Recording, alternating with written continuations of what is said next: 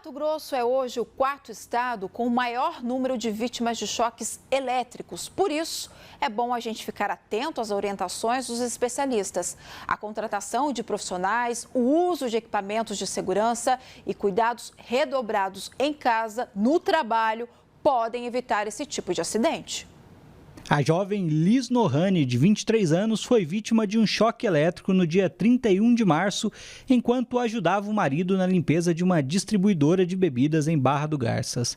Ela chegou a ser socorrida, mas não resistiu. A perícia do acidente ainda não ficou pronta, mas segundo a mãe da jovem, ela teria levado choque ao encostar em uma câmara fria. Quando ela entrou para poder, acho que empurrar, para ela limpar ali de trás, entre a porta e a câmara fria, aí aconteceu o choque. Aí minha filha caiu já praticamente morta.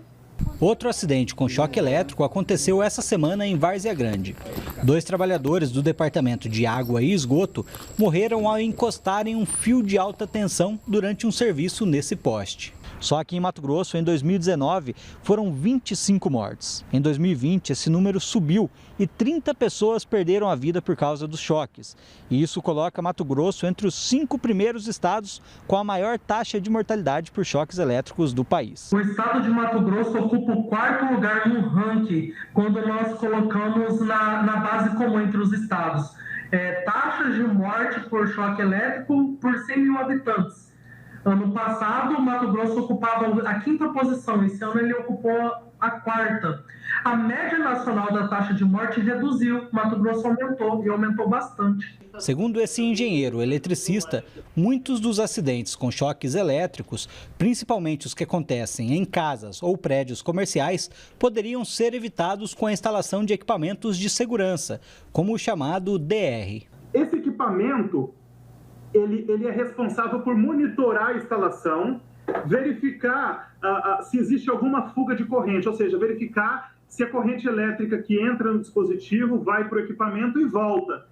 Uma fuga de corrente pode ser um choque elétrico, pode ser um condutor envelhecido, um equipamento envelhecido. O DR monitora, identifica isso e desliga o circuito. Os equipamentos eletrônicos, como os celulares, também representam um risco, principalmente quando estão ligados à tomada com um carregador que não é o original do fabricante. Essas fontes, elas não possuem no seu circuito conversor elementos de segurança que fazem com que elas sejam equipamentos mais seguros. Acabam, nesse sentido, sendo mais inseguras para o usuário, colocando o usuário em risco. Por isso, a recomendação de utilizar equipamentos eletrônicos sempre com os conversores, com as fontes originais que os fabricantes fornecem. Quando o assunto é energia elétrica, pensar em economia de custos nunca é uma boa opção, porque a vida deve estar acima de tudo. Sempre que necessário projetar uma instalação elétrica, construir, fazer a manutenção de uma instalação elétrica, contrate um profissional qualificado. Quanto custa uma vida? O preço da vida é muito maior do que um custo um pouquinho mais elevado da instalação elétrica. Acho que eu vou deixar a mensagem que a minha filha deixou, né?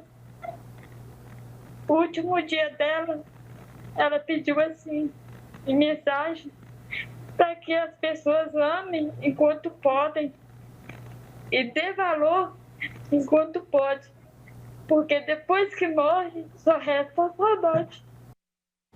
Gente, que tristeza, né? A gente acompanhar o depoimento dessa mãe e de muitas outras famílias. A gente sabe que um reparo, por menor que seja, simples que seja, precisa ter um profissional qualificado para fazer isso. Você viu aí, são várias as orientações para nossa segurança. A gente sabe, utilizamos inclusive bastante o celular, né? Virou nosso companheiro de trabalho.